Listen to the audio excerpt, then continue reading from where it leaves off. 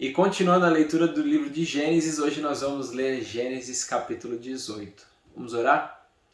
Deus, te agradecemos por mais esse dia, te agradecemos pela tua palavra, que é lâmpada para os nossos pés, é luz para os nossos caminhos.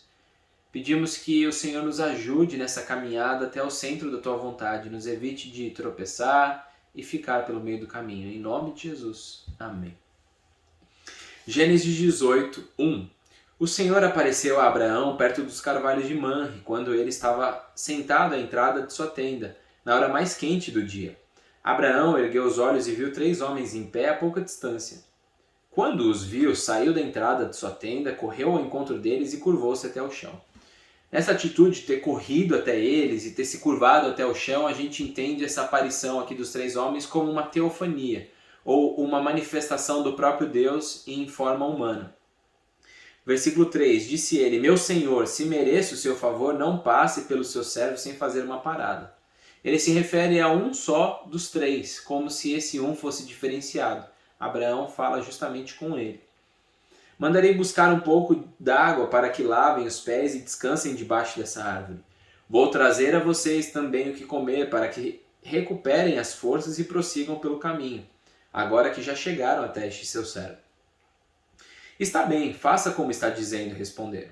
Abraão foi apressadamente à tenda e disse a Sara, depressa, pegue 3 medidas da melhor farinha, amasse e faça uns pães. Versículo 7, depois correu ao rebanho e escolheu o melhor novilho e o deu a um servo que se apressou em prepará-lo. Interessante falar da melhor farinha, do melhor novilho. Você se lembra da história de Caim e Abel? Onde Abel foi aceito, ele e a sua oferta foram aceitos, por quê? Abel, ele pega das partes gordas das primeiras crias do seu rebanho. Era do melhor. Então eu consigo enxergar aqui um padrão dos homens que agradam ao Senhor. Eles oferecem a Deus algo especial, algo que representa algo por detrás daquela oferta que está sendo dada a Deus. É do melhor. É algo preparado para aquele momento. É algo especial. Versículo 8. Trouxe então coalhada, leite e o novilho que havia sido preparado e o serviu. Enquanto comiam, ele ficou perto deles em pé debaixo da árvore. Onde está Sara, sua mulher? Perguntaram. Ali na tenda, respondeu ele. Então disse o Senhor, voltarei na primavera, e Sara, sua mulher, terá um filho. Sara escutava à entrada da tenda atrás dele. Abraão e Sara já eram velhos, de idade bem avançada, e Sara já tinha passado da idade de ter filhos. Ou seja, ela já tinha parado de menstruar e ela já tinha tido a experiência da menopausa. Por isso, riu consigo mesma quando pensou, depois de já estar velha e meu senhor já idoso, ainda tereis prazer? Mas o Senhor disse a Abraão, por que Sara riu e disse, poderei realmente dar à luz agora que sou idosa? Existe alguma coisa impossível para o Senhor? Na primavera voltarei a você e Sara terá um filho. Versículo 15, Sara teve medo e por isso mentiu.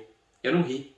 Mas ele disse, não negue, você riu. Então ela já tinha tido o pecado da incredulidade e para encobertar o pecado da incredulidade agora ela utiliza do pecado da mentira. Veja que pecado chama pecado.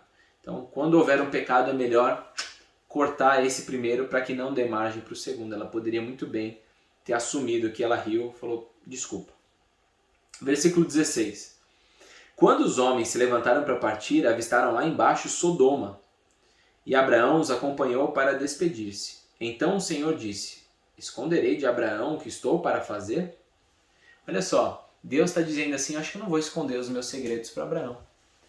Em Salmos capítulo 25, versículo 4, e em Amós capítulo 3, versículo 7, a gente vê menções, a gente vê citações de que Deus revela os seus segredos para aqueles que são seus amigos, para aqueles que são seus servos, para aqueles que temem a Ele.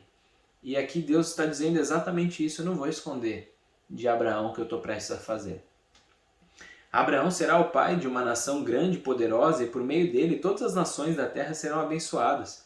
Pois eu o escolhi para que ordene aos seus filhos e aos seus descendentes que se conservem no caminho do Senhor, fazendo o que é justo e direito, para que o Senhor faça vir a Abraão o que lhe prometeu. Disse-lhe, pois, o Senhor: as acusações contra Sodoma e Gomorra são tantas e seu pecado é tão grave que descerei para ver se o que eles têm feito corresponde ao que tenho ouvido. Se não, eu saberei. Os homens partiram dali e foram para Sodoma, mas Abraão permaneceu diante do Senhor. Abraão aproximou-se dele e disse: exterminarás o justo com o ímpio? E se houver 50 justos na cidade, ainda a destruirás e não pouparás o lugar por amor aos 50 justos que nele estão? Longe de ti fazer tal coisa, matar o justo com o ímpio, tratando o justo e o ímpio da mesma maneira. Longe de ti. Não agirá com justiça o juiz de toda a terra, aqui com J maiúsculo? Então a gente vai ver aqui que Abraão ele vai começar a uma forma de negociar com Deus a não destruição da cidade, porque ele lembrou que o sobrinho Ló dele estava por ali e que aquele local era um local de muito pecado. 26. Respondeu o Senhor: se eu encontrar 50 justos em Sodoma, pouparei a cidade toda por amor a eles. Olha só, Deus ele mostra através dessa atitude que a oração de um justo, de alguém que teme a ele, tem efeitos. Lembra que a gente falou, existe um plano soberano do Senhor, e esse ele não deixa ser tocado, mas existem algumas coisas aqui que, através do nosso livre-arbítrio, através da nossa oração, essas coisas podem mudar. São coisas que estão abaixo desse plano superior que é imutável de Deus. Essas coisas elas são mutáveis, e elas são mutáveis através da oração. Versículo 27. Mas Abraão tornou a falar: sei que já fui muito ousado a ponto de falar ao Senhor e que não passo de pó e cinza. Ainda assim pergunto, e se faltarem 5 para completar os 50? Ou seja, se tiverem 45, destruirás a cidade por causa desses 5 que faltam para completar os 50? Disse ele: se eu encontrar ali 45, eu não a destruirei. Versículo 29. E se encontrares apenas 40? Insistiu Abraão. Ele respondeu: por amor aos 40, não a destruirei.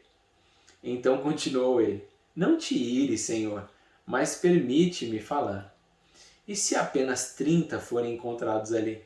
Ele respondeu: se encontrar 30, não a destruirei. Prosseguiu Abraão: agora que já fui tão ousado falando ao Senhor, pergunto: e se apenas 20 forem encontrados ali? Ele respondeu: por amor aos 20, não a destruirei. Então Abraão disse: não te ires, Senhor, mas permite-me falar só mais uma vez. E se apenas 10 forem encontrados? Ele respondeu: por amor aos 10, não a destruirei. Tendo acabado de falar com Abraão, o Senhor partiu e Abraão voltou para casa. Eu não sei aqui porque Abraão não continuou a chegar até 5, a chegar até 2, a chegar até 1. Talvez por não conhecer os fatos ou por otimismo dele de achar que era impossível não ter pelo menos 10 justos na cidade. A gente vai ver o que vai acontecer perante isso, se realmente tinham 10 justos ou não. Mas a reflexão que eu gostaria de trazer hoje é justamente sobre essa questão de nós orarmos a Deus e apresentarmos as nossas questões a Ele. Talvez você seja uma pessoa que diga para si mesmo: olha, eu recebi tanto de Deus já que eu não consigo nem pedir mais para Ele, eu não posso nem pedir mais nada. A Bíblia fala em Filipenses capítulo 4, versículo 6, que não é para a gente andar ansioso por coisa alguma, mas que os nossos pedidos fossem conhecidos por Deus, que nós apresentássemos esses pedidos através de oração, súplicas e com ações de graça. Então, a verdade é que muitas das situações que a gente vive aqui na Terra, elas nos tentam ou nos deixam ansiosos. E o convite que nós temos da palavra de Deus é justamente para a gente não ficar ansioso E como é que a gente não fica ansioso? Apresentando todas essas coisas ao Senhor. Não é porque Ele já derramou muito sobre a nossa vida que a gente tem uma quantidade de bênçãos e aí agora já esgotou e a gente não pode pedir mais. Não, a Bíblia fala que Deus ele é um bom pai e nós somos os filhos dele. E se nós somos os filhos, Deus nos dá esse direito de pedirmos, pelo menos apresentarmos as nossas orações a Ele.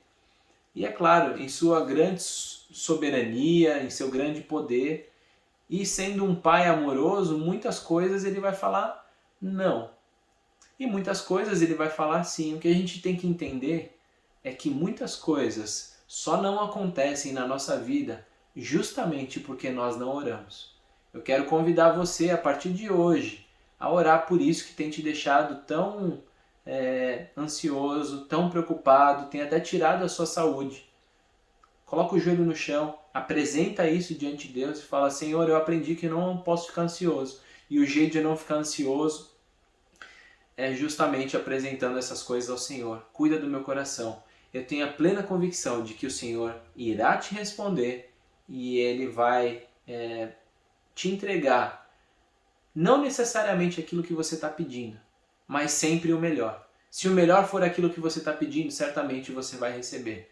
Agora, se não for o melhor, saiba que Deus ele tem o melhor para você. Vamos orar? Deus, te agradecemos pela Tua palavra, te agradecemos porque o Senhor nos deixa e nos permite apresentarmos as nossas orações perante o Senhor. Te agradecemos porque o Senhor é forte e poderoso e o Senhor é um Deus de milagres.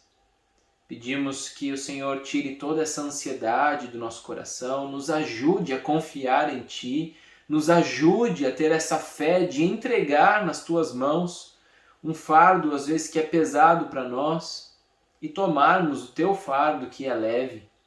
Que possamos ter fé em acreditar que o Senhor tem sempre o melhor para nós em toda e qualquer situação.